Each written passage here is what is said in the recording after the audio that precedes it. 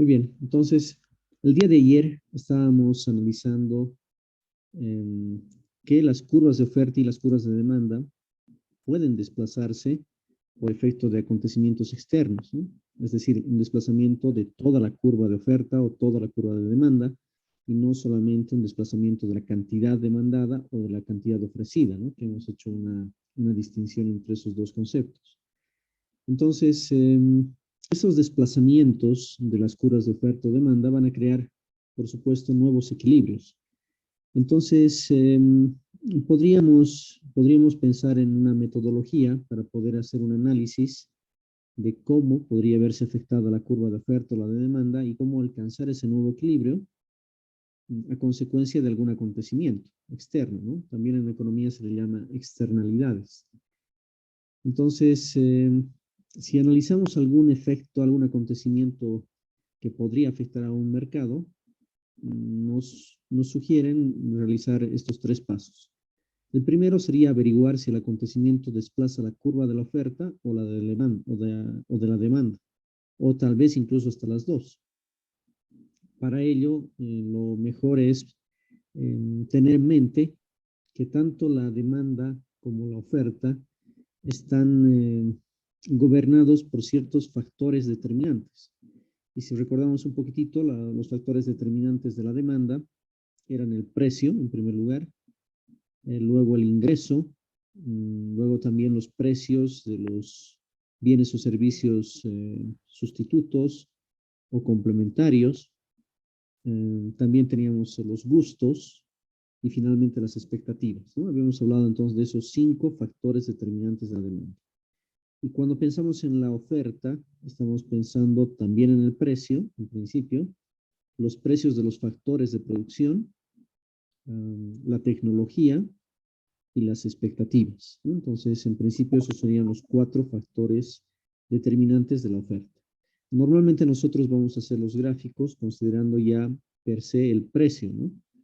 Hacemos un gráfico, cantidad demandada o cantidad ofrecida versus precio. Y entonces tocaría analizar si los otros factores determinantes, ya sea de la oferta o la demanda, están modificándose por efecto de ese nuevo acontecimiento que queremos analizar. Bien, una vez que ya tenemos definido si es que es la oferta o la demanda la que se está desplazando, el segundo paso sería averiguar en qué sentido se desplaza la curva. Es decir, se desplazará hacia la derecha, habrá un aumento de la demanda o de la oferta, o más bien se desplazará hacia la izquierda con un decremento de la oferta o de la demanda, ¿no? Entonces, ese sería el segundo paso. Y el tercero, que ya es mucho más sencillo, eh, pues utilizando estas ayudas gráficas de las curvas de oferta y demanda, podríamos determinar dónde se encuentra el nuevo punto de equilibrio. Si ha habido un acontecimiento que está de alguna manera incidiendo en el mercado que estamos analizando, seguramente entonces habremos llegado a un punto de equilibrio diferente. Ok, veamos esto entonces en un ejemplo. Dice, supongamos que que un verano el tiempo es muy caluroso. ¿Cómo afectaría esta externalidad al mercado del helado? A ver, no sé si es que alguien tuviese alguna idea. Vamos a intentar pensar en esos 3 pasos que habíamos comentado. El primer paso sería pensar si ese acontecimiento, esa externalidad, va a afectar a la curva de demanda, a la curva de oferta o a ambas, o tal vez a ninguna, ¿no? Entonces, ¿qué piensan ustedes? Si estamos analizando el mercado del helado y sucede ahora que el verano que tenemos es más caluroso de lo normal, ¿afectará en algo nuestras curvas de oferta o demanda? ¿Qué piensan?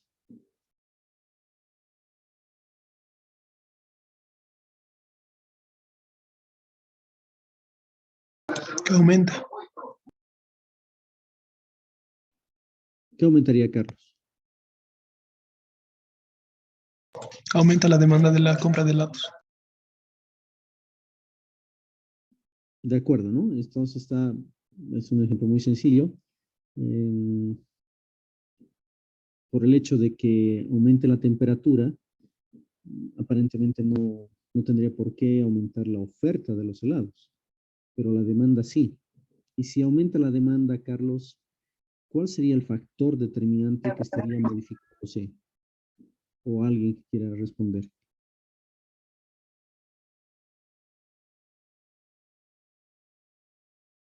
¿Puedes repetir, Inge? Sí, lo que digo es, si asumimos de que es la demanda la que se está modificando, que está aumentando la demanda, eso debe ser porque ha habido algún cambio en algún factor determinante de la demanda. ¿Cuál sería ese cambio? Debido a este incremento de la temperatura, ¿no?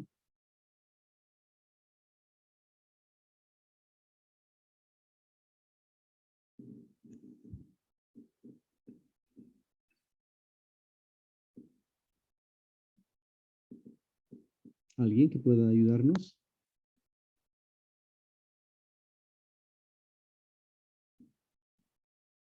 Ingeniero. Sí, adelante.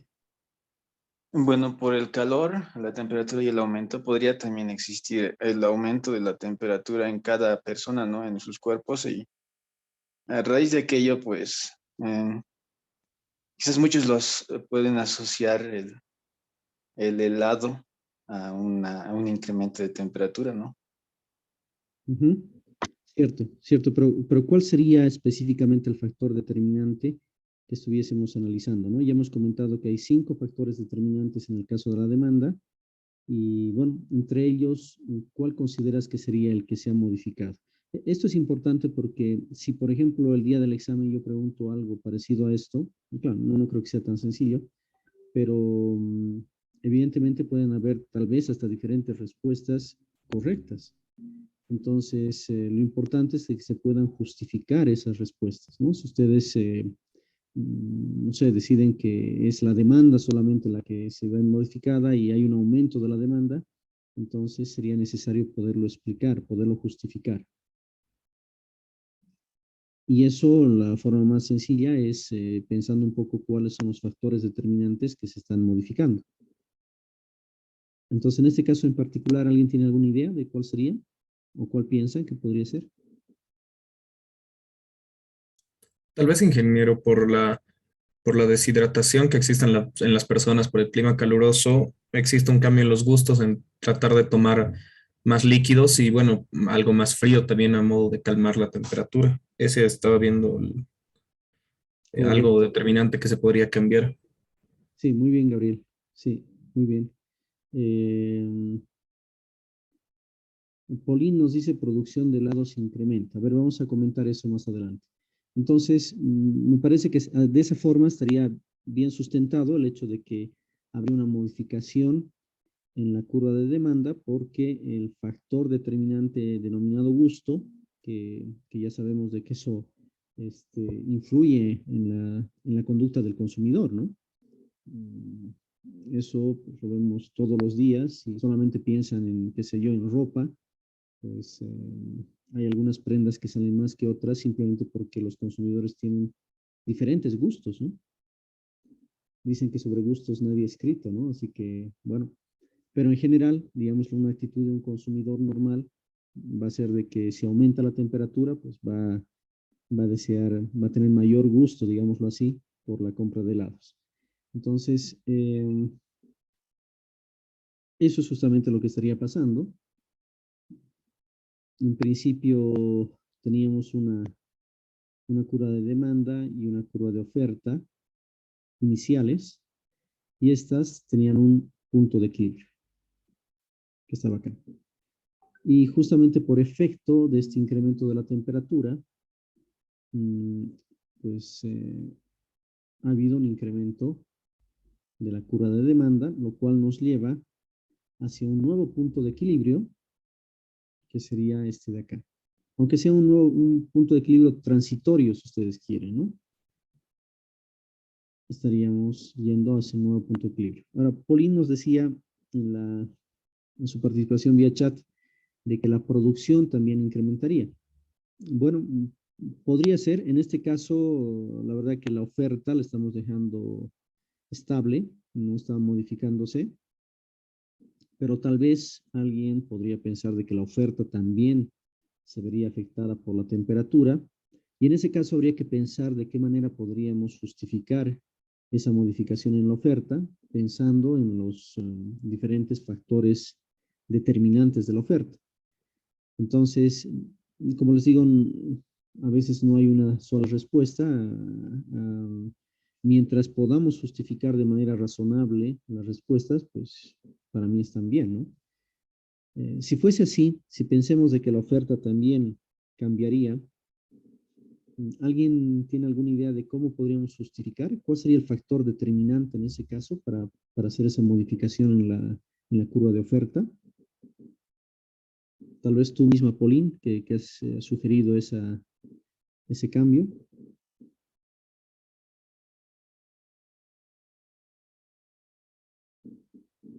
¿Cuál sería el factor determinante que se estaría modificando? Inge, tal vez los materiales con los que se realizan los helados, debido a la alta temperatura, se necesitaría más, no sé, productos que mantengan congelados los helados y entonces ahí se debería o se haría una como pérdida a la empresa porque está gastando más y disminuiría la oferta más o menos. Eh, podría ser, ¿no? Podría justificarse de esa manera. Yerko, gracias. No lo había pensado, pero de repente sí, podría ser de que si sube mucho la temperatura, pues ahora no estoy muy seguro de que si sube mucho la temperatura, para nosotros subir mucho la temperatura es un par de grados, ¿no? O sea, 3, 4 grados, ya nosotros percibimos esa modificación. No estoy dentro de la industria de los helados, pero yo me imagino que el equipamiento que se utiliza para mantener o congelar el helado o la materia prima no debe variar mucho si la temperatura del medio ambiente cambia en 2, 3 grados, ¿no? Me imagino que esos productos igual están tal vez hasta bajo cero y no va a haber mucha diferencia, ¿no? Pero bueno, podría ser, ¿no?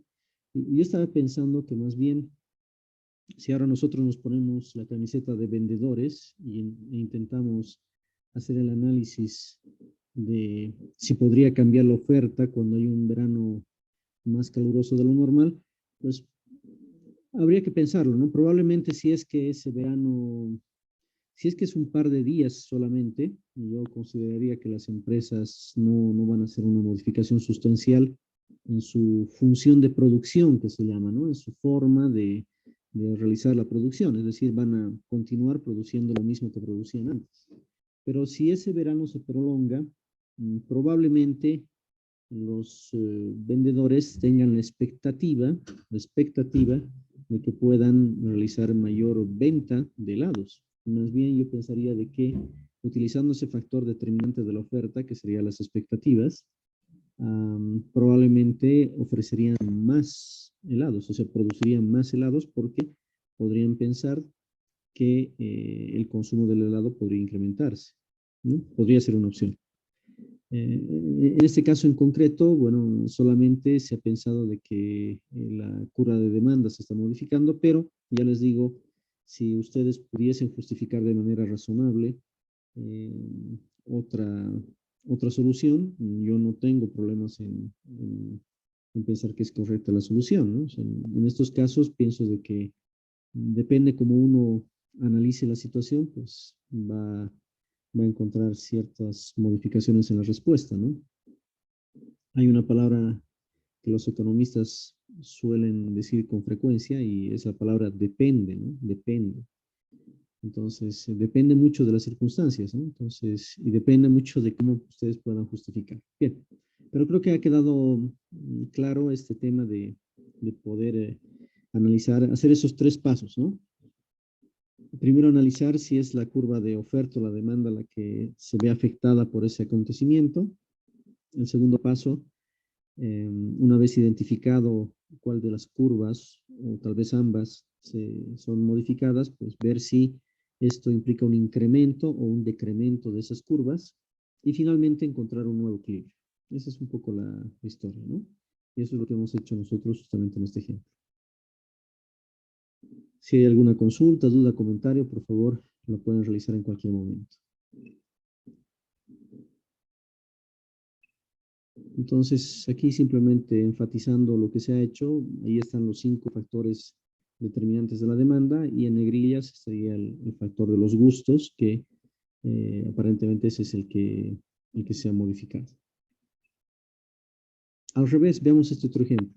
Dice, supongamos que se incrementa el precio del azúcar. Ahora vamos a pensar que es el precio del azúcar el que se incrementa. ¿Cómo afecta esta externalidad al mercado del helado? ¿Qué piensa? ¿Afecta esto a la curva de demanda, a la de oferta, a ambas, a ninguna? ¿De qué manera lo puede afectar?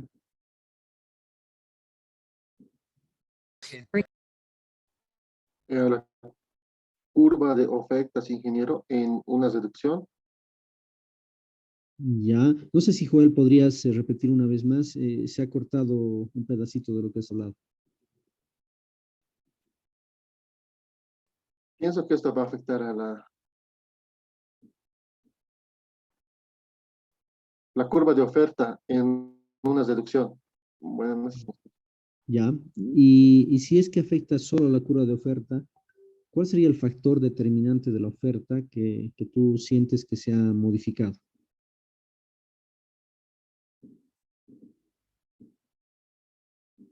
Ingeniero, ¿puedes repetir? No les puedo escuchar bien. Sí, lo que te decía es de que vamos a suponer que está correcta tu apreciación y de que es la oferta la que se estaría modificando. En ese sentido te pregunto, ¿cuál sería el factor determinante de la oferta que tú crees que se ha modificado por esta externalidad? O sea, por el aumento del precio del azúcar, ¿no? Pienso que es más o menos, ingeniero, el precio, y esto va a hacer que haya una disminución. Ya, de acuerdo. Es el precio de los factores de producción, ¿no? Eso sería tal vez la forma más correcta, porque el precio, bueno, si solamente dices el precio, estamos pensando del primer factor determinante de la oferta, y eso lo vamos a tener en el gráfico de forma explícita, ¿no? En realidad sería el precio del factor de producción.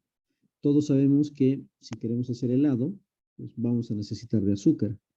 Y si el precio del azúcar se ha incrementado, entonces eso seguramente va a afectar a nuestra curva de oferta, porque uno de los factores determinantes es justamente el precio de los factores de producción. Y en este caso, si aumenta el precio, seguramente los vendedores se van a sentir,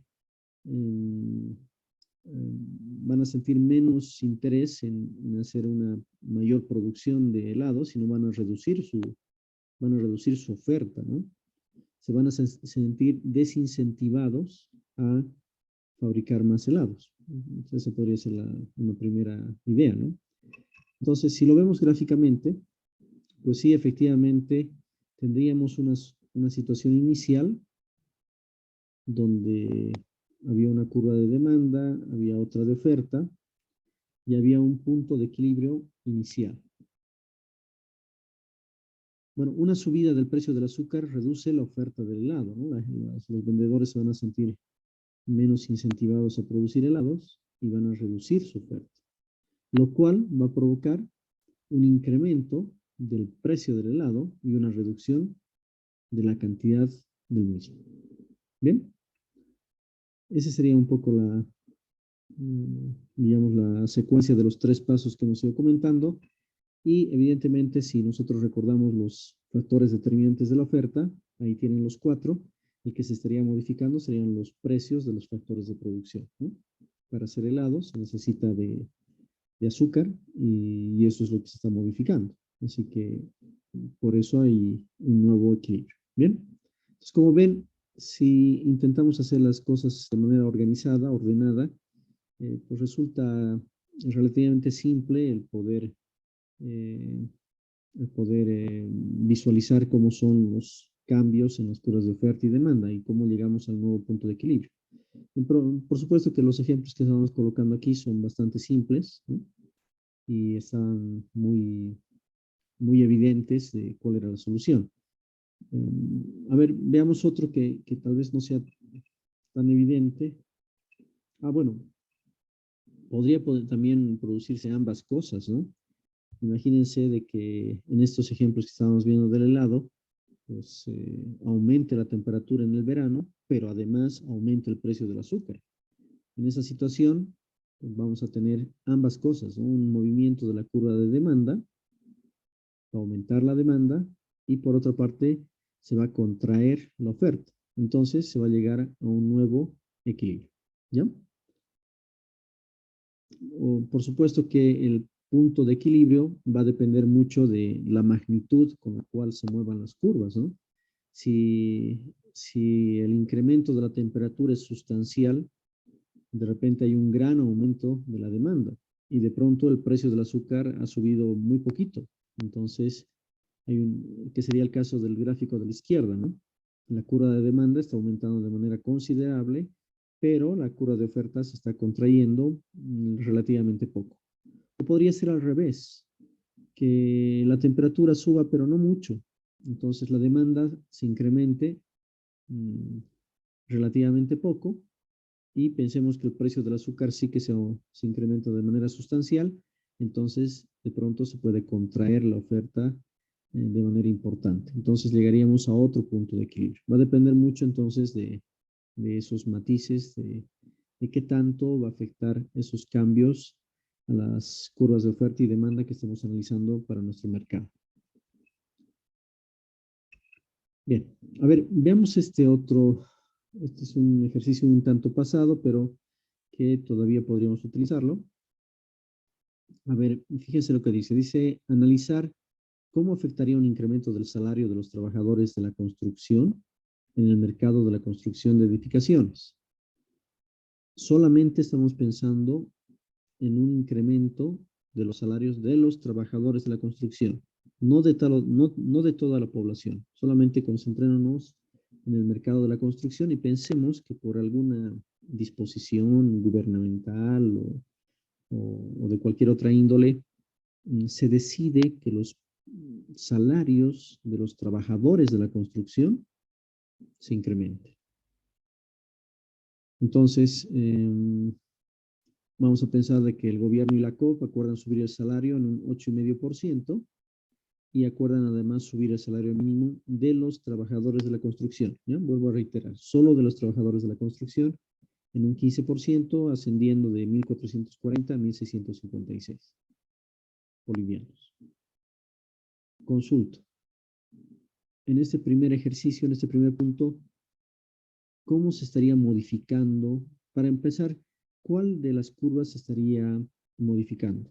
¿La de la oferta, la de la demanda, ambas, ninguna? ¿Qué piensa?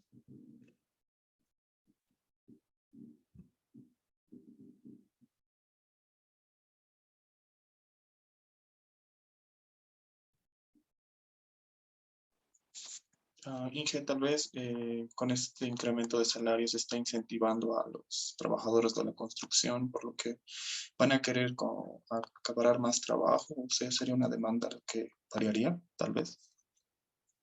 Ya, ok, Yerko.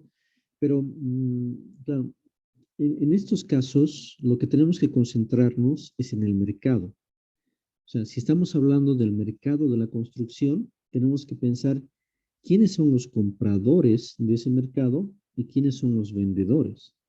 Los compradores del mercado de la construcción, pues de manera muy sesgada, o sea, muy limitada, serían los propios trabajadores de la construcción. En realidad, seguramente la gran mayoría de la gente que va a comprar viviendas, departamentos, son personas que están trabajando fuera del mercado de la construcción, o sea, no son trabajadores de la construcción, ¿no? Imagínense abogados, médicos, etcétera. Cualquier tipo de persona se constituye como compradores dentro de ese mercado de la construcción. Recuerden que los compradores son los que pueden y quieren comprar. Mientras que del otro lado de la medalla, en el ámbito de los vendedores, bueno, ahí vamos a situar a las empresas constructoras, ¿no?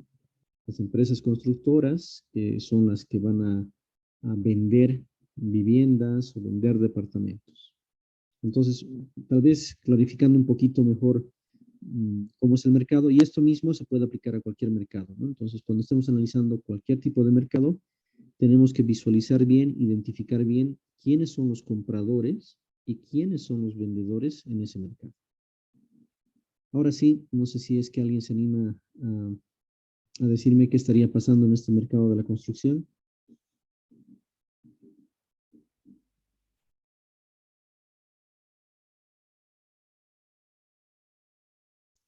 Carlos nos dice, disminuiría la oferta para la contratación de trabajadores.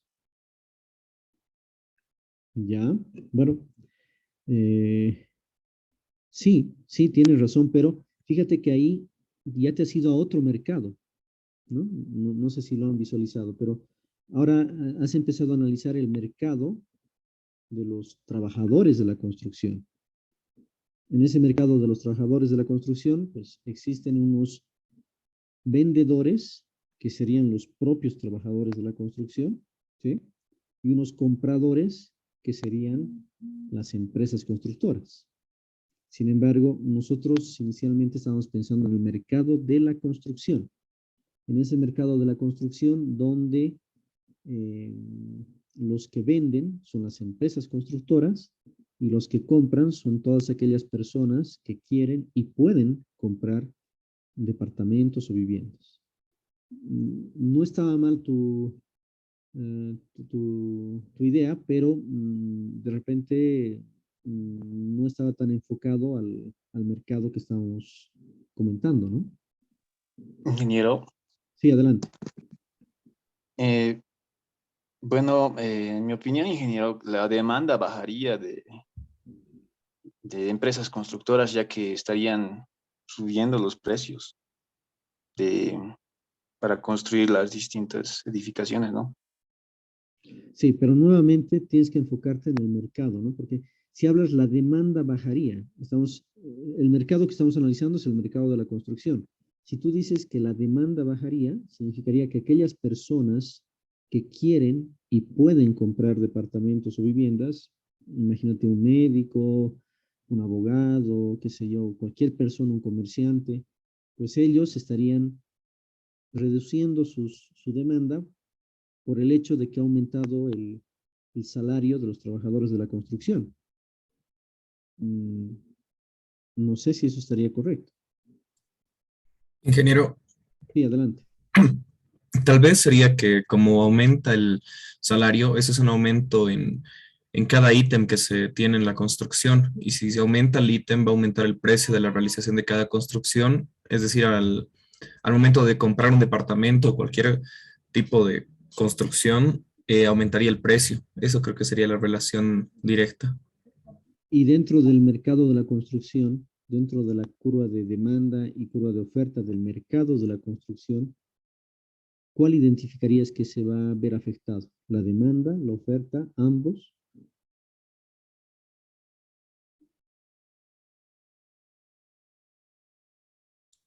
Yo creo que afectaría la demanda, porque uno trataría con menos trabajadores realizar lo mismo para no perder posteriormente. Ujú, ya.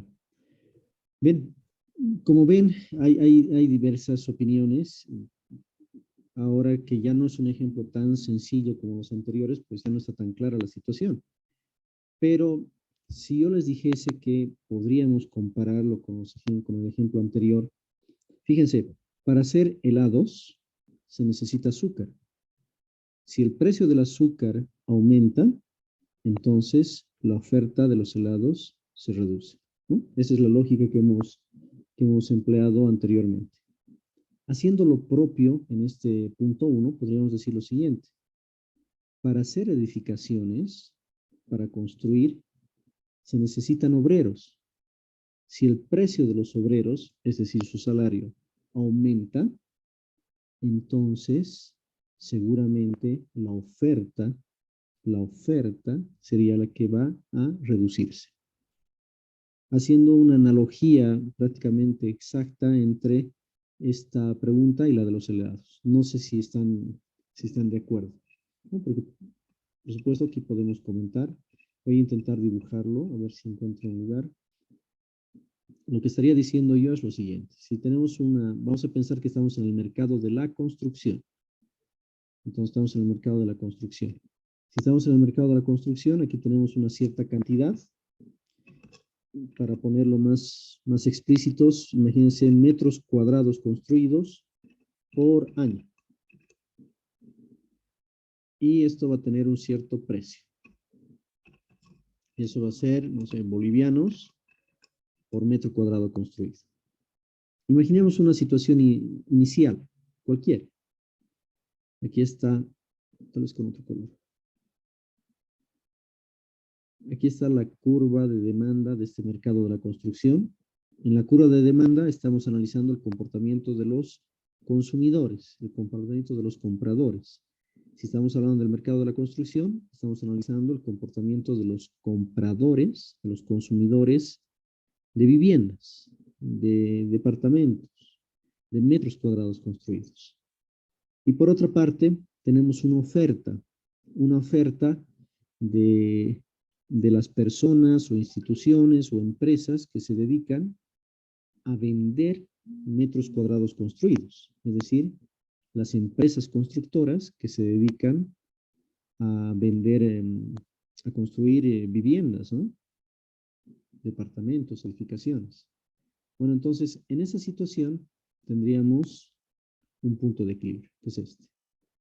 Bueno, ahora sucede que por alguna circunstancia, no vamos a entrar en el detalle de por qué, pero por alguna circunstancia se ha incrementado el salario de los trabajadores de la construcción, solamente de los trabajadores de la construcción. Bueno, si se incrementa el salario de los trabajadores de la construcción, para aquella empresa que construye, esto significa que se han aumentado los precios de sus factores de producción, porque evidentemente dentro de, si asumimos que el metro cuadrado construido es un proceso productivo, entonces se va a requerir capital, ¿no? Se va a requerir liquidez, se va a requerir maquinaria, se va a requerir mano de obra, ¿no? Mano de obra, y bueno, se podrá requerir tecnología o, decíamos nosotros, tierra, ¿no? Pero que podría ser eso también pensado como edificaciones, obras civiles, oficinas, ¿no? Que tenga una empresa constructora. En todo caso, uno de los más importantes factores de producción en la construcción seguramente es la mano de obra. Y si el salario se está incrementando de los trabajadores en la construcción, eso significa que los empresarios de la construcción, los empresarios que tengan empresas constructoras, se van a sentir desincentivados a seguir construyendo. Y eso implica que va a haber una reducción de su oferta, lo cual va a llevar a un nuevo punto de equilibrio. Aquí estaríamos justificando esta variación de la oferta porque se han modificado los precios de los factores de producción, que es uno de los factores determinantes de la oferta. ¿Por qué la demanda no cambia? Porque, claro, los compradores de bienes inmuebles, pues, en principio ni siquiera van a estar enterados de que ha subido el precio o los salarios de los trabajadores, probablemente, ¿no? Porque es en otro rubro, que no les interesa a ellos. Ellos demandan estas edificaciones por una necesidad que tengan de adquirir bienes inmuebles, pero no les está preocupando si en el sector de la construcción los salarios son razonables, adecuados o muy bajos, ¿no? Así que en principio la demanda de aquellas personas que quieren y pueden comprar viviendas no cambia. Así que habría un movimiento solamente en este sentido. Bueno, esa es mi opinión, ¿no? No sé qué piensan ustedes.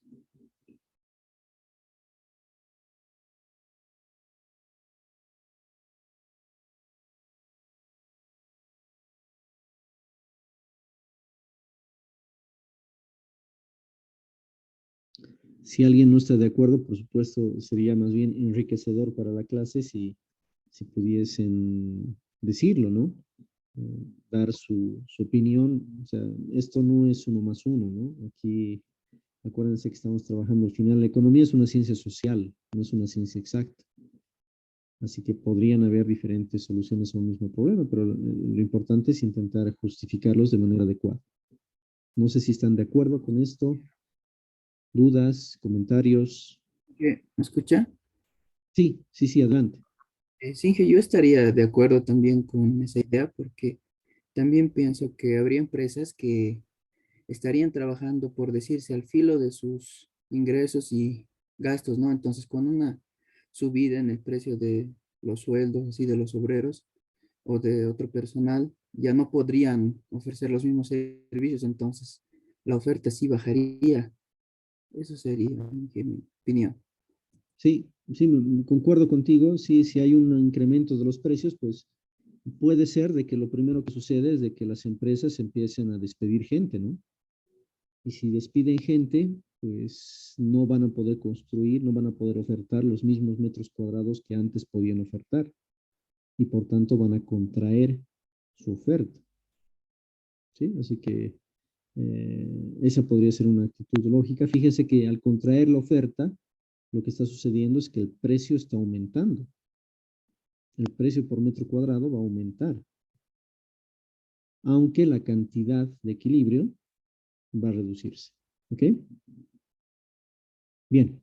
¿Algún otro comentario, duda? Si están todo bien, pues podemos avanzar.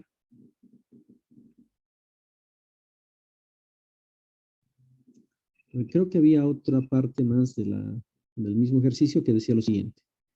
Dice así, analizar cómo afectaría la otorgación de créditos a viviendas sociales con 0% de cuota inicial y 100% de financiamiento y tasas reducidas en el mercado de la construcción de edificaciones.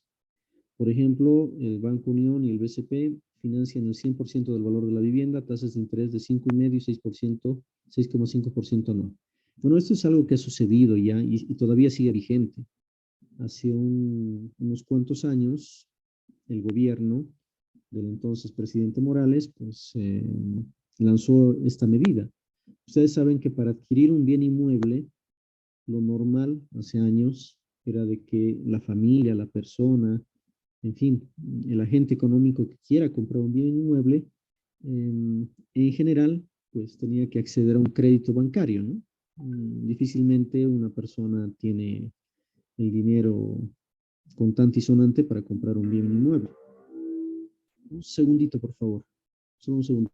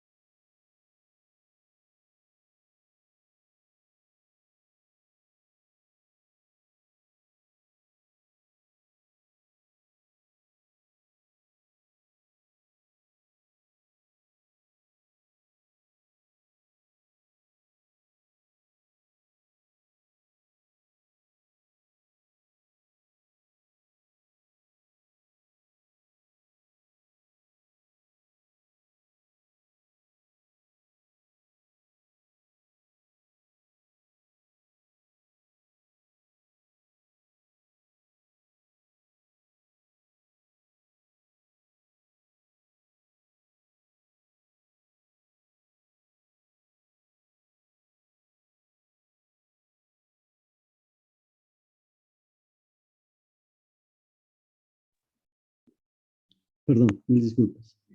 Entonces, lo que les decía era de que esta política de vivienda es algo real, ¿no? Eso ya ha sucedido. Normalmente antes una persona, un agente económico que quería acceder a una vivienda, pues tenía que hacerse un crédito por, no sé, 15, 20, hasta 25 años plazo para poder pagar el monto de la vivienda. Y además tenía que tener lo que se denominaba antes un pie, ¿no? O sea, tener un monto de dinero para empezar la compra. No era que el banco te financiaba el total. Normalmente el banco financiaba hasta un 80% del costo de la vivienda, además son créditos hipotecarios, ¿no? Pero hace unos años, para incentivar el mercado de las viviendas, de la construcción, el mercado de la construcción de las viviendas, tal vez, se ha lanzado esta política desde el gobierno, ¿no? Entonces podríamos analizar un poco los efectos de esta política, que no es algo tan usual, la verdad. Eh, Poner 0% de cuota inicial significa que el banco va a financiar todo el monto de la vivienda y, bueno, la persona que vaya a prestarse tendrá que hacer el pago durante un tiempo que en Bolivia, para personas jóvenes, si ustedes sacan un crédito, si tuviesen las condiciones para sacar un crédito, y cuando digo las condiciones, básicamente me estoy refiriendo a poder justificar unos ingresos, ¿no? Mejor si son funcionarios de planta. Entonces, con una boleta de pago es mucho más fácil poder obtener eh, un crédito que si estamos en el sector informal o somos cuentapropistas, donde tendríamos que mostrar tal vez la evolución de nuestros impuestos, tenemos que mostrar de alguna manera cómo ingresan los ingresos a nuestros, que se llama nuestro entorno familiar. Pero si uno es funcionario de planta, eso se torna mucho más sencillo porque bastaría mostrar su boleta de pago, mostrar los años de antigüedad que tiene y ya está, ¿no? Los bancos generalmente dan créditos de manera muy expedita a aquellas personas que son funcionarios de planta. Cuando uno, que son, vamos a decir, las personas que trabajan en el sector formal, estamos hablando del 20% de los trabajadores con suerte, ¿no? El 20% de los trabajadores en nuestro país. El 80% o más pues va a tener que ver la manera de poder justificar sus ingresos, ¿no? Pero eso es otro tema, ¿no? Bien, entonces, no sé si se ha entendido este párrafo y bueno, ahora sí me gustaría escuchar sus opiniones, si esto ustedes creen que va a afectar a la demanda de la construcción o a la oferta de la construcción o a ambas, ¿cómo lo ven?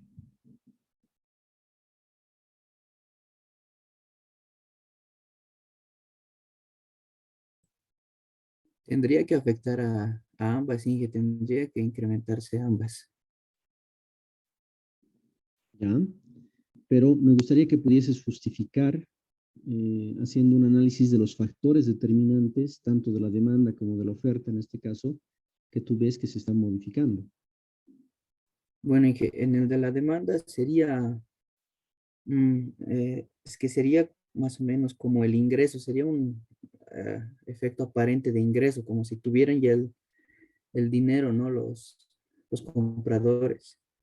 Eso, por eso la cantidad de demanda subiría. No sé cómo, tal vez hay una palabra más técnica o más específica dentro de la economía, pero así lo podría expresar. Sería como como un efecto aparente de...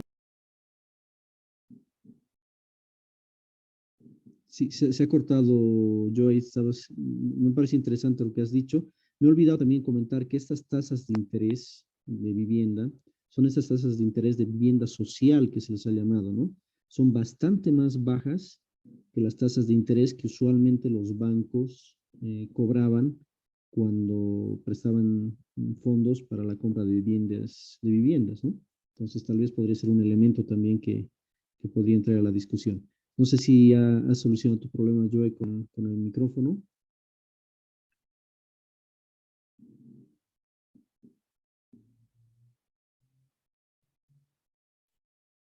O tal vez alguien más quisiera opinar.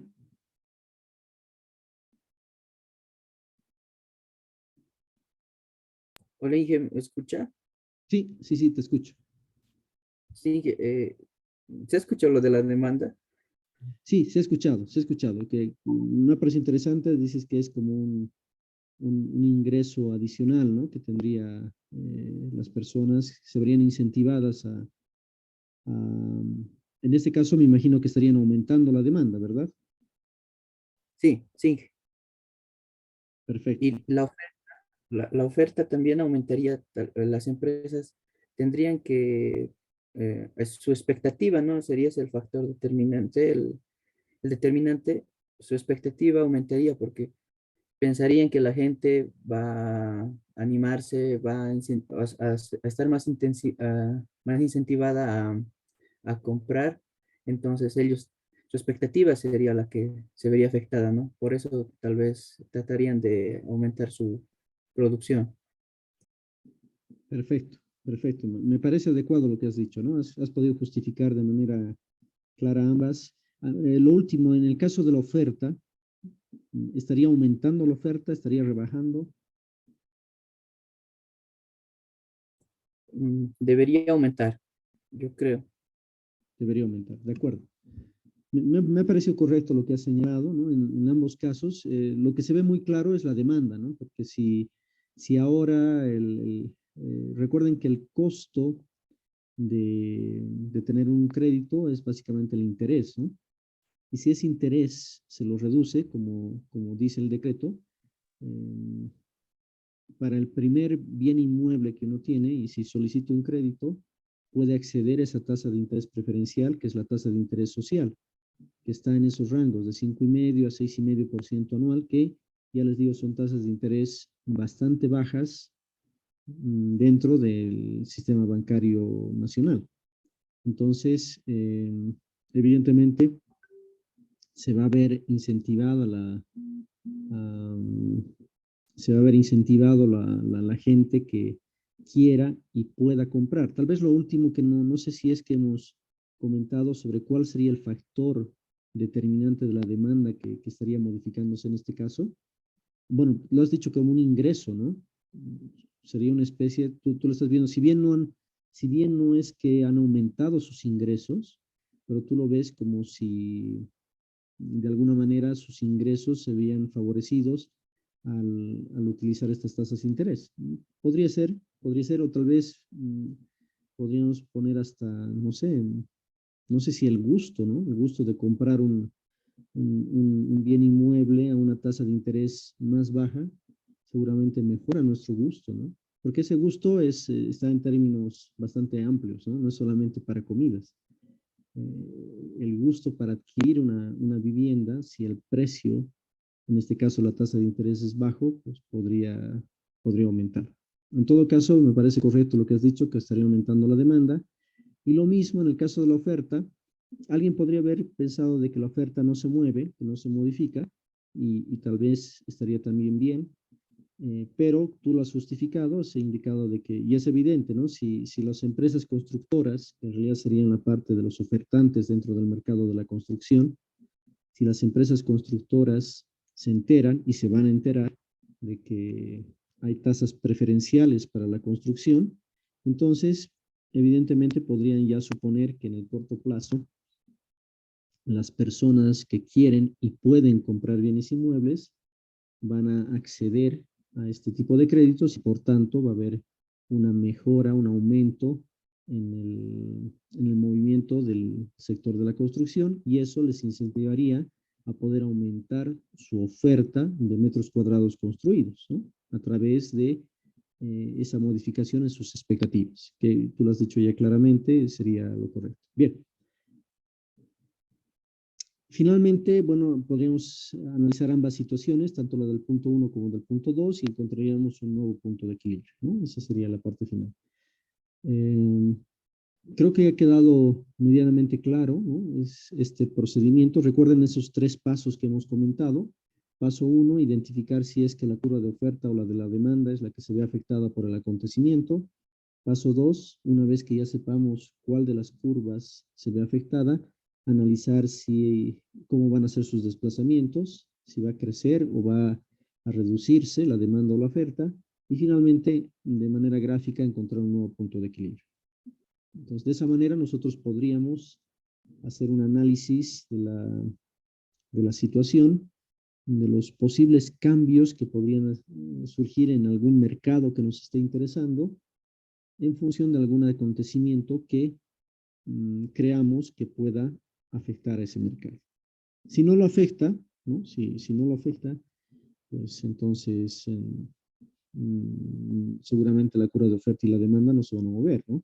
Si en este punto número 2 pensamos cómo analizar cómo afectaría la otorgación de créditos y estas tasas reducidas, no sé, en el mercado del pan, bueno, parece que no tiene ninguna relación, ¿no?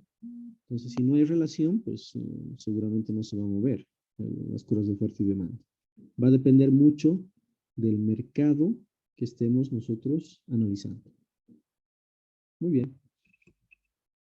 Bien, voy a cambiar de tema. No sé si es que hay alguna consulta, duda antes de que cambiemos de tema. ¿Algún comentario? ¿Ha quedado todo claro?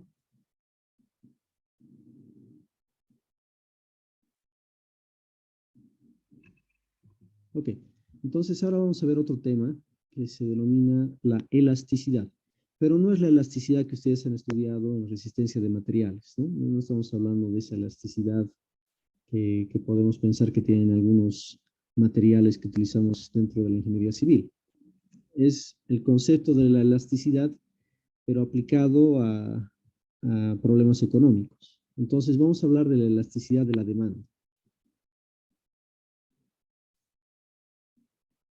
Si bien sabemos de que la demanda depende de varios factores, que le hemos denominado factores determinantes de la demanda, además del precio, ¿no? El precio seguramente es el principal, pero además del precio existen otros factores, y hasta ahora podríamos nosotros entender su comportamiento de manera cualitativa.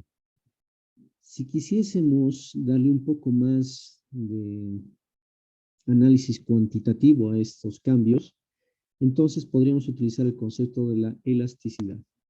Y la elasticidad en economía es la medida de la sensibilidad de la cantidad demandada o de la cantidad ofrecida a uno de sus determinantes.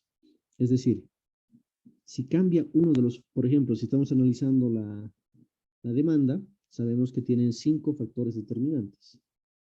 La pregunta sería, ¿y cuánto cambiará la cantidad demandada si existe una modificación, un cambio en alguno de los factores determinantes de la demanda?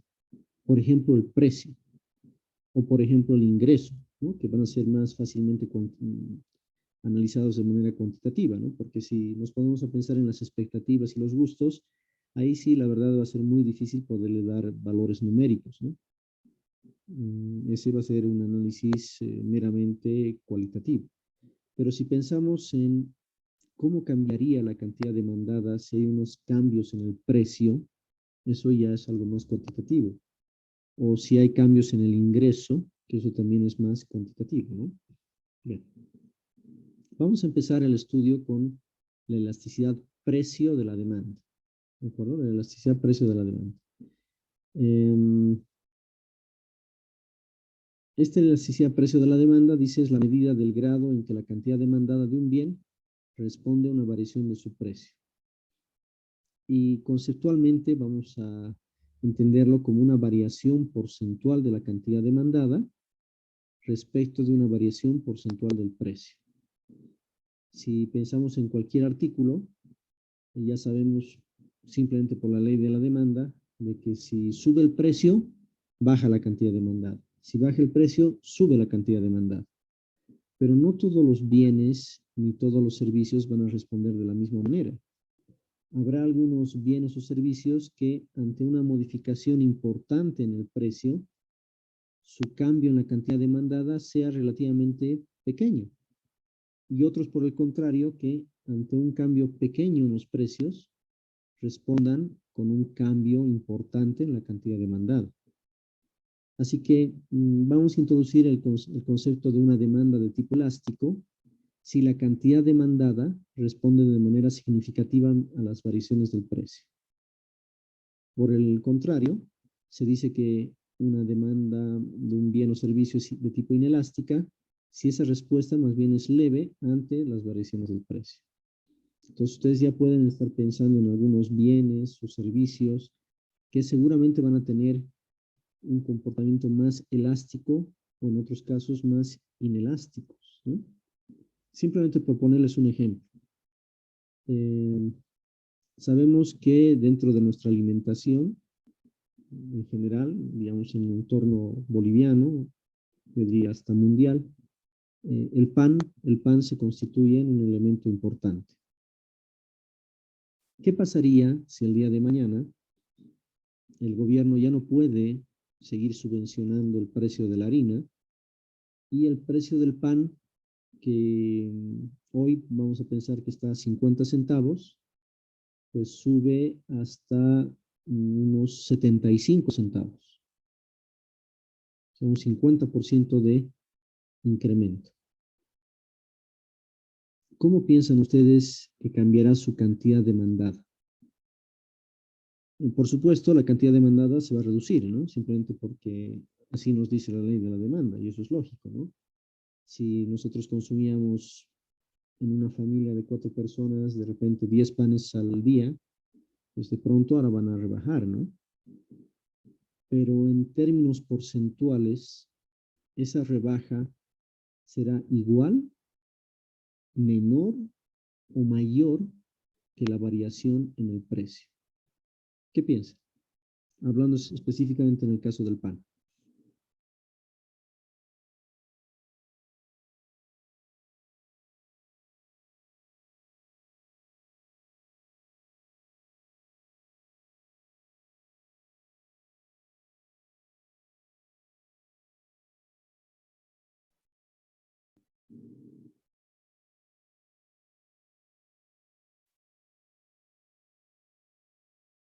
A ver, no sé si estás, Johannes Wilson Flores Quispe. ¿Estás, Johannes? Buenas tardes, ingeniero. ¿Qué tal, Johannes? ¿Cómo estás? ¿Qué piensas que sucedería si el precio del pan se incrementa hasta 75 centavos a partir de un precio que hoy en día está, digamos, a 50 centavos? ¿Cómo crees que responderá la cantidad demandada?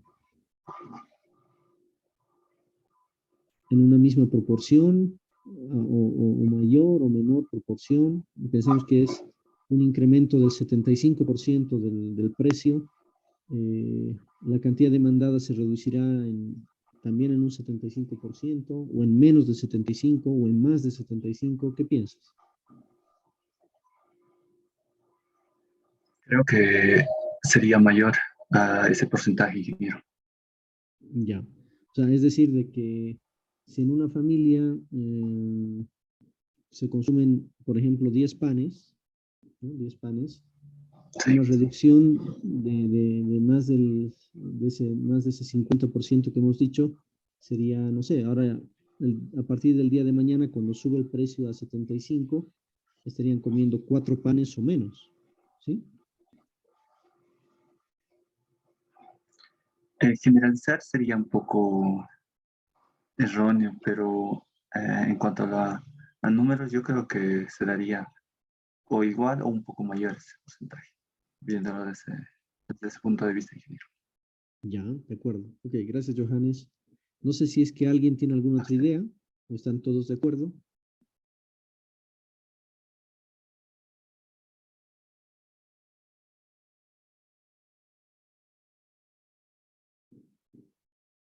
A ver, por asuntos de género, preguntemos a Noemí Cindy Ticona Quispe. ¿Estás, Noemí?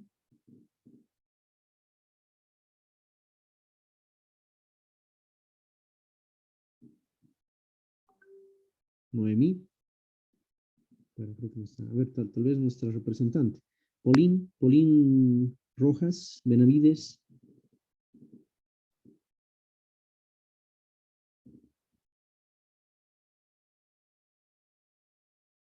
Polín. Creo que tampoco. A ver si Cintia Yarari. Cintia Yarari, ¿te encuentras?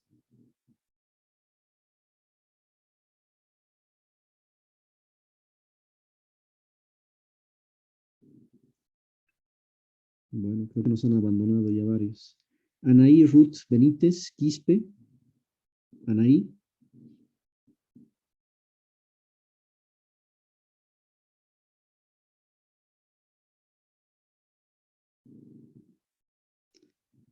Bueno, aquí dicen 48, pero me parece que estamos entre 4 y 8, más bien los que nos hemos quedado. Bueno, a ver, sigamos.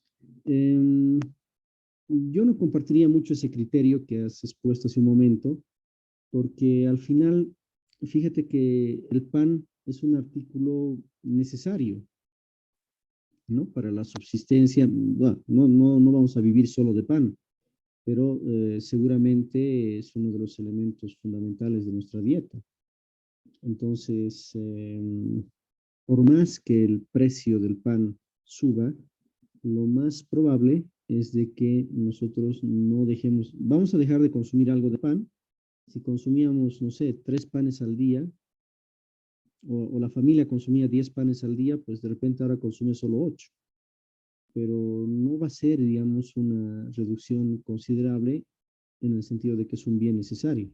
Lo mismo que si el día de mañana el gobierno decide reducir la subvención a la gasolina, ¿no? Ustedes saben que nuestra gasolina está muy subvencionada y ese es uno de los grandes problemas económicos que tenemos ahora mismo en nuestro país. Si decide reducir la subvención, si pensemos que el litro de gasolina que cuesta 3,74 bolivianos, pues a partir del día de mañana sube a 4 bolivianos, la cantidad demandada de gasolina en nuestro país se va a reducir, pero probablemente no en la misma magnitud, sino en una magnitud inferior. ¿Por qué? Porque las personas igual necesitan movilizarse. Habrá tal vez algunas personas que decidan sacar la bicicleta, ¿no? O decidan caminar hacia sus fuentes de trabajo, si les queda más o menos cerca, pero la gran mayoría van a continuar utilizando gasolina, ¿no? Algunos ya no irán a su trabajo en su vehículo propio, utilizarán un bus o un medio de transporte público, pero como es un artículo tan necesario, el transporte, las personas no van a dejar de utilizarlo. O sea que la cantidad demandada seguramente se va a reducir, pero no excesivamente. Lo contrario, si nosotros pensamos, por ejemplo, en algún otro artículo, ¿no? A ver, Carlos nos dice, es decir, que un bien que es muy útil, por más que se le ve el precio, la demanda no variará demasiado. Correcto. Esa sería la tendencia en general, ¿no? Exactamente es eso, Carlos. Si por el contrario pensamos en algún artículo de lujo, ¿no? Imagínense, estamos en el mercado de los Quadratracs. Hay gente que le encanta el Quadratrac seguramente, pero no es un artículo de primera necesidad. Así que si el precio del Quadratrac sube no sé, un 20%, probablemente la cantidad demandada rebaje más de ese 20%. ¿Por qué? Porque no es un bien, no es un artículo necesario, ¿no? Entonces, hecho esa introducción, pues aquí tenemos un poco algunas ideas que nos van a permitir poder discernir si los bienes y servicios son de tipo elástico o inelástico. Dice el tipo de demanda, es decir, si es elástico o inelástica de un bien, depende de numerosas fuerzas económicas, sociales, psicológicas, que configuran los deseos individuales. Sin embargo, podrían haber algunas reglas de tipo general. Una de ellas es esta que ya hemos comentado, que los bienes necesarios tienden a tener una demanda más inelástica. O sea, ser inelástico significa que ante una variación en el precio, la cantidad demandada pues reacciona de manera bastante menor. Mientras que los bienes de lujo van a tener una demanda más de tipo elástico. Por ejemplo, para la mayoría de nosotros probablemente utilizar un servicio médico es un bien necesario, mientras que comprar un barco de vela pues es un bien de lujo. Pero por supuesto depende mucho de las personas, ¿no? Habrán algunas personas que su vida es estar en un barco de vela, por tanto eso es un bien necesario, y poco le importa su salud, así que una visita al médico es un artículo de lujo, ¿no? Pero esos serán los menos, ¿no? Si nosotros pensamos en el conjunto, pues la gran mayoría seguramente diría que el bien necesario es la visita al médico y el bien de lujo es el barco a vela. ¿Bien? Otra idea también es de que bienes que tienen sustitutivos cercanos tienden a tener una demanda más elástica, simplemente porque es más fácil poder cambiarlos por otros bienes, ¿no? El ejemplo clásico es la mantequilla y la margarina. Pensemos que para la mayoría de nosotros casi que nos da lo mismo comer mantequilla que margarina. No es lo mismo, pero nos da más o menos igual. Bueno, si fuese así, entonces un incremento en el precio de la mantequilla haría que la mayor parte de los consumidores fueran a comprar más margarina, ¿no? Porque el precio se ha mantenido. Con lo cual la mantequilla va a tener una demanda de tipo elástica, porque ante un cambio de precio, la cantidad demandada va a responder en una magnitud bastante mayor, simplemente por el hecho de que tiene otras opciones para poder satisfacer sus necesidades alimenticias, digamos, en ese sentido, si consumimos mantequilla. ¿Ok? Esa podría ser otra idea. Otra está en cómo tracemos las fronteras de nuestro mercado. Si yo les hubiera dicho solamente el mercado de los alimentos, bueno, el mercado de los alimentos para un ser humano tiene que tener una demanda de tipo inelástica, porque sin alimentos no vivimos, ¿no? O sea, básicamente estaríamos pereciendo. Así que la demanda de alimentos en su concepción más genérica, seguro que tiene una demanda de tipo muy inelástica.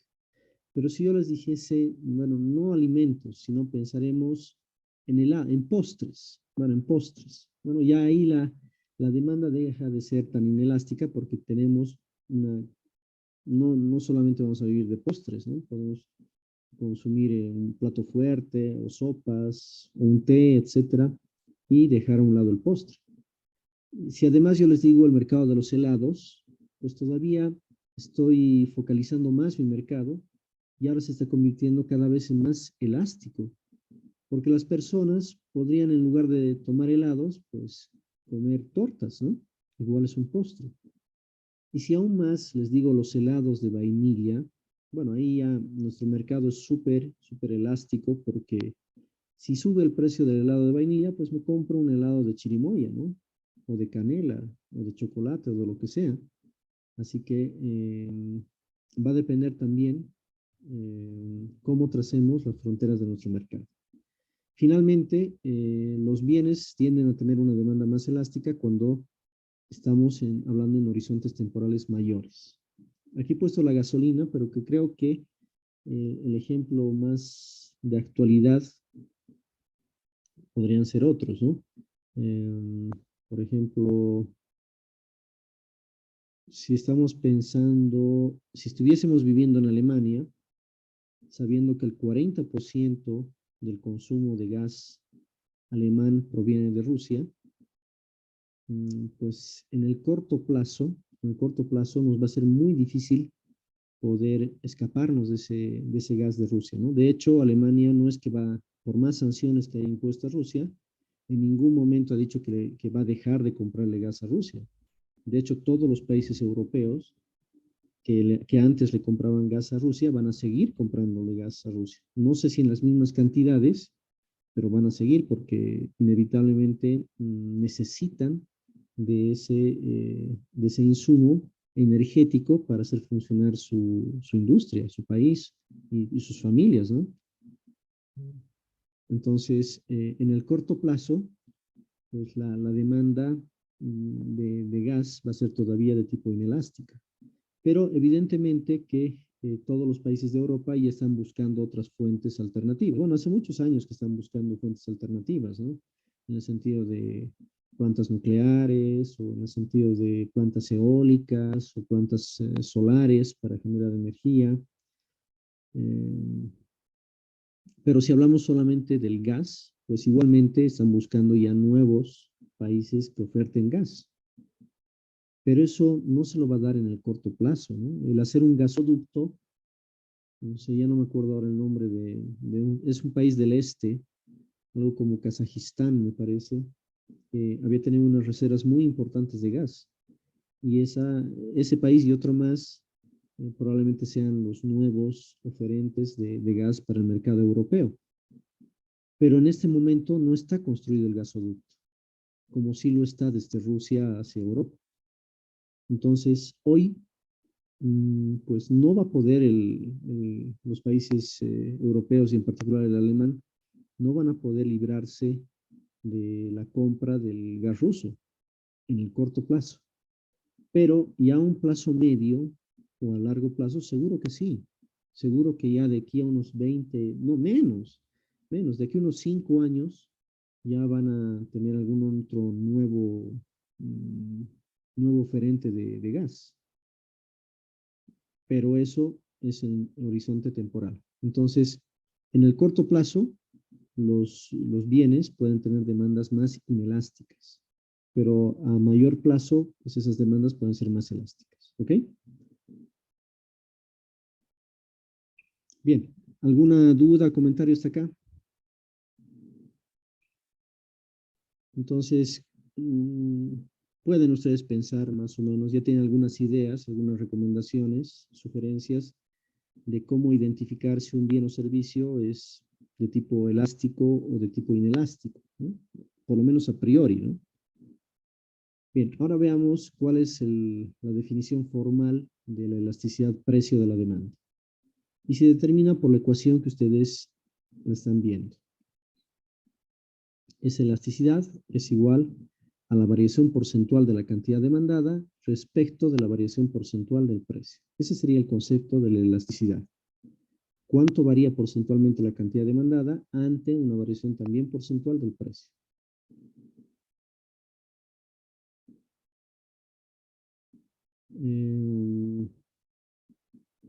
A priori, tal vez alguno podría pensar de que esta elasticidad se podría relacionar directamente con la pendiente de la recta de demanda, si es que es una función lineal. Pero no es así. No es así. Ya vamos a ver de que la pendiente y la elasticidad no están necesariamente relacionadas. Es más, en una línea recta, que sabemos que tiene una pendiente única, podríamos tener diferentes valores de elasticidades, ¿no? Y ya lo vamos a ir viendo poco a poco.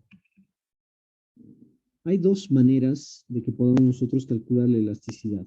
Una le vamos a denominar la elasticidad precio-punto y la otra va a ser la elasticidad precio-arco. ¿De acuerdo? Entonces, pensemos en dos maneras, elasticidad precio-punto y elasticidad precio-arco.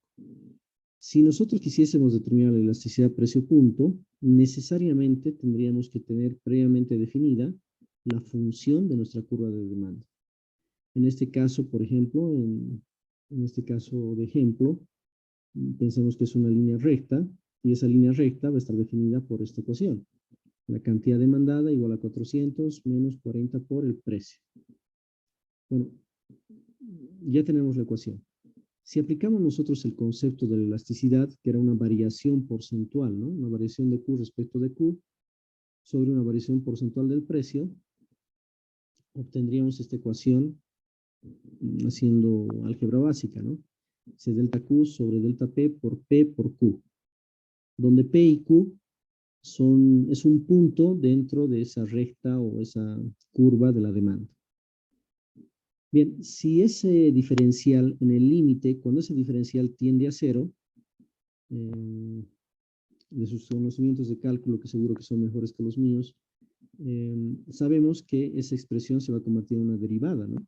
Si la variación tiende a cero en el límite, pues vamos a tener la derivada. La derivada de Q respecto de P, multiplicado por P dividido entre Q. Por eso les decía que para calcular esta elasticidad precio-punto, es imprescindible que previamente tengamos conocida la ecuación de nuestra función de la demanda.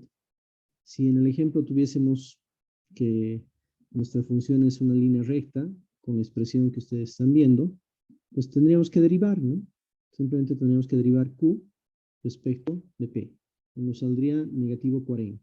Esto, negativo 40 multiplicado por P y sobre Q, y ahí evaluaríamos para cualquier punto dentro de la línea recta que define la curva de demanda. Y con eso ya tendríamos nuestra elasticidad precio-punto. ¿Alguna duda sobre el cálculo de la elasticidad precio-punto?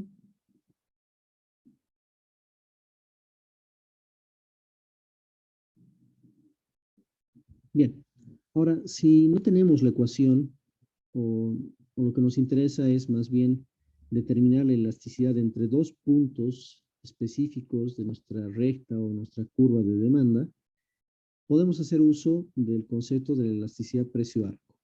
¿Ok? En este caso, utilizamos la misma ecuación, pero fíjense que aquí tenemos un problema en nuestra ecuación. Aquí nos dice la ecuación delta Q dividido entre Q y delta P dividido entre P. Los deltas no vamos a tener ningún problema porque vamos a tener conocidos los dos puntos, A y B, digamos. Entonces vamos a saber cuánto es la cantidad 1, la cantidad A y la cantidad B, y el precio A y el precio B. Así que ahí no hay problema. Pero ¿qué utilizamos en el denominador? ¿Qué Q utilizamos? ¿Qué P utilizamos? Bueno, el resultado de la elasticidad va a ser diferente si utilizamos el Q de A o si utilizamos el Q de B, o si utilizamos el P de A o si utilizamos el precio de B.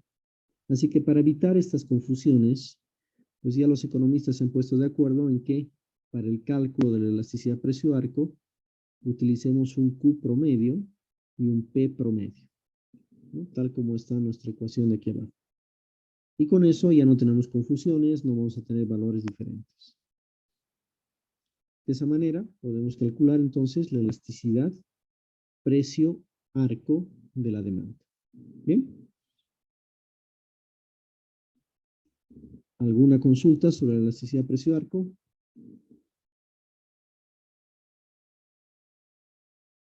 Ok. Entonces, intentemos hacer este cálculo. Dice, calcula la pendiente y la elasticidad para la curva de demanda mostrada en el gráfico. Ahí tienen esta curva. Y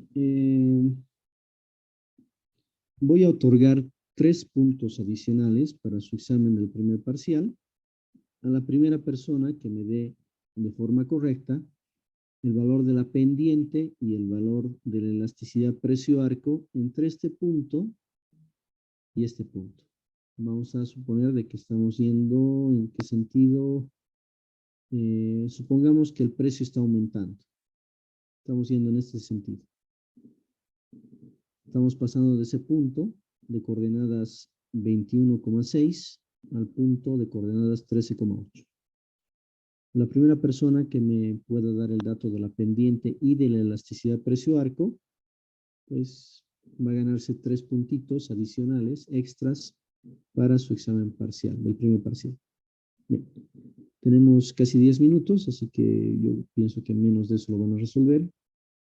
Por favor, escriban ahí en el chat su nombre, bueno, su nombre no, porque ya va a salir su resultado, ¿no? Y el primero que saque, pues, correcto, va a ser acreedor de esos 3 puntitos adicionales. Adelante.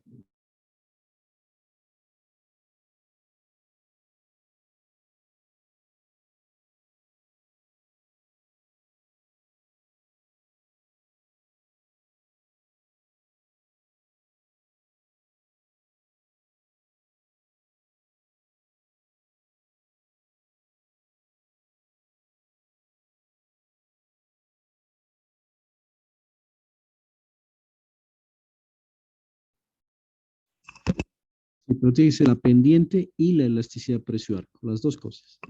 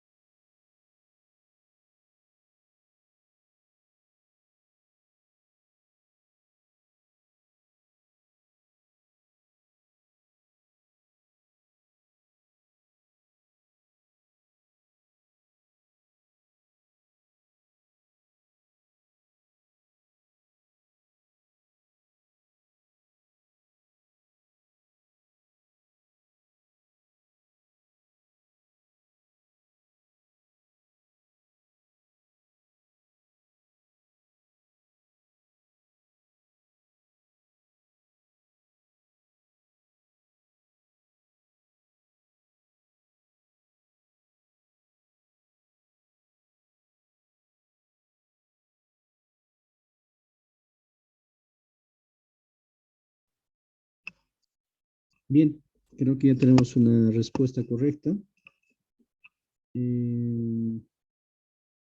Henry Aitken Mamani nos dice, la pendiente es negativo 1/4 y la elasticidad es negativo 1,65. Creo que está correcto, Henry. Lo vamos a resolver ahora para el resto. Pero anotaré ya tu nombre.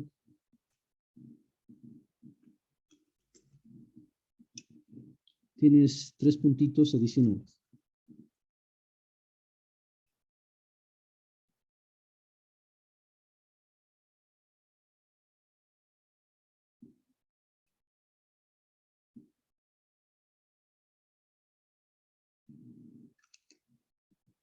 Bien, entonces la pendiente era bastante sencilla, ¿no? Aquí tenemos, vamos a calcularla acá. La pendiente era igual simplemente cateto opuesto, ya ahí tenemos que es -2, dividido entre cateto adyacente, 8.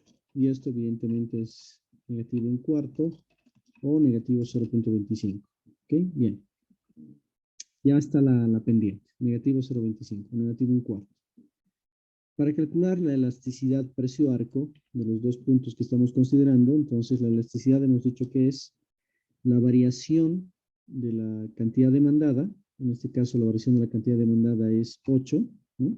Eso es 21 menos 13, 8, respecto de una cantidad promedio. Entonces habría que sacar el promedio entre 21 y 13, y eso nos da 17. Y eso dividido entre la variación del precio. Cuando hablamos de variaciones, siempre estamos hablando de condiciones finales menos iniciales, ¿no? Entonces, las finales serían el precio de 8 menos 6.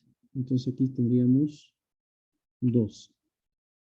Aquí me falta un signo negativo en la cantidad, porque fíjense que como estamos yendo del punto de abajo al de arriba, debería ponerles el punto A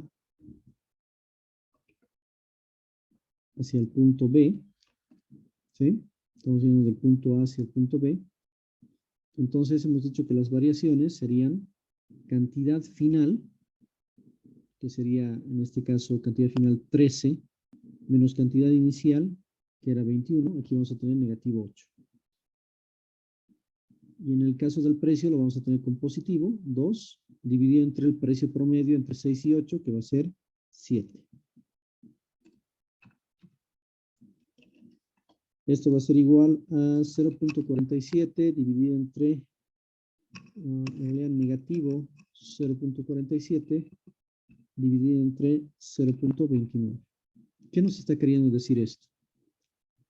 Que la cantidad demandada está cambiando en un 47%, ¿no? Ahí está el numerador, un 47%, ante una modificación del precio de solamente un 29%. ¿Qué tipo de bien sería este? ¿Elástico o inelástico?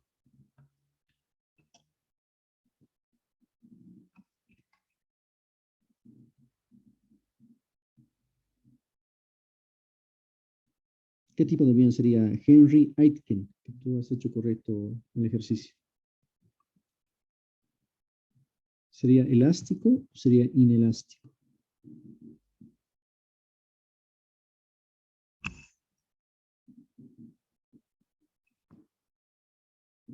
Gracias, Henry. Sería de tipo elástico, ¿no es cierto? Porque ante una variación del precio de solamente un 29%, la cantidad demandada ha respondido variando mucho más, en un 47%. Así que ahí estaríamos pensando en un bien de lujo, digamos, ¿no? Donde un cambio pequeño en los precios hace que la cantidad demandada cambie mucho más. O estaríamos hablando en una condición a largo plazo, ¿no? A largo plazo, donde los bienes se convierten en bienes de tipo elástico. O estaríamos hablando en un mercado en el cual hemos trazado el mercado de manera bastante estrecha, ¿no? Si en el mercado de los alimentos, pues ahora estamos analizando el mercado del helado de vainilla. Ante un cambio del precio del helado de vainilla del 29%, la cantidad demandada, los consumidores van a responder variando la cantidad demandada en una proporción más grande. Bien, y eso hemos dicho que es un bien de tipo elástico. Ok, ¿alguna consulta, duda, algo que no haya quedado claro? Ingeniero, una pregunta. Sí. ¿Y el signo, ingeniero, cómo interpretaríamos en este resultado? Bueno, el signo se debe por la sencilla razón de que la pendiente de la curva de demanda es negativa, ¿no? Nosotros tenemos una pendiente negativa y por eso es de que siempre nos va a dar un signo menos.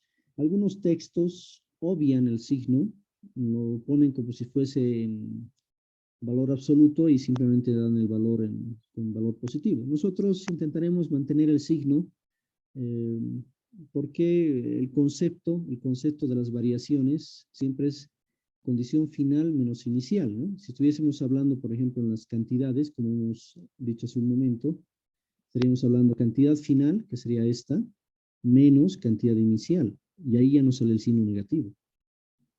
Si hubiéramos ido en el sentido contrario, si hubiera sido de B hacia A, bueno, tal vez la variación de las cantidades hubiera sido positivo, pero fíjate que el precio hubiera sido negativo, ¿no? El precio de A menos el precio de B, hubiera salido una cosa negativa. Así que la elasticidad en el caso de la demanda, siendo rigurosos, debería tener signo negativo. Si estuviésemos analizando en la curva de oferta, la oferta tiene una pendiente positiva, ahí sí el signo va a ser positivo. Solamente ese es el análisis de los signos. ¿Sí? ¿Está bien? ¿Alguna otra consulta?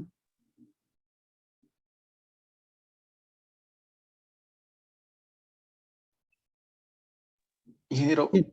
Sí, adelante. por favor, ¿podría repetir nuevamente, ingeniero, la interpretación de nuestro resultado de menos 0,47 sobre 0,29? Sí, claro que sí. Lo que hemos hecho ha sido aplicar el concepto de la elasticidad. Y la elasticidad conceptualmente es la variación de la cantidad demandada, la variación porcentual de la cantidad demandada respecto de la variación porcentual del precio. Entonces, haciendo los cálculos, hemos quedado que tenemos una variación porcentual de la cantidad demandada de 47% y una variación porcentual del precio de un 29%. Entonces, en este bien en particular, esto estaría significando que un cambio del 29% en el precio, la demanda responde haciendo un cambio en la cantidad demandada del 47%, es decir, más que la variación del precio.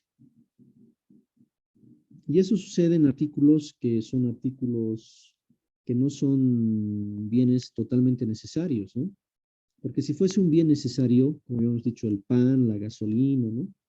Entonces, por más que cambiemos porcentualmente el precio, no sé, digamos estos mismos 29%, probablemente la cantidad demandada hubiera respondido cambiando en un 5%, o sea, mucho menos, ¿no? Si fuese un bien de tipo inelástico. Pero como es un bien que en este caso no es un bien de primera necesidad seguramente, entonces pues ha respondido la cantidad demandada, teniendo un cambio porcentual mayor que el cambio porcentual del precio. Sería eso, no sé si ha quedado claro. Sí, ingeniero. Gracias, ingeniero. Muy bien. No sé si hay alguna otra consulta, duda.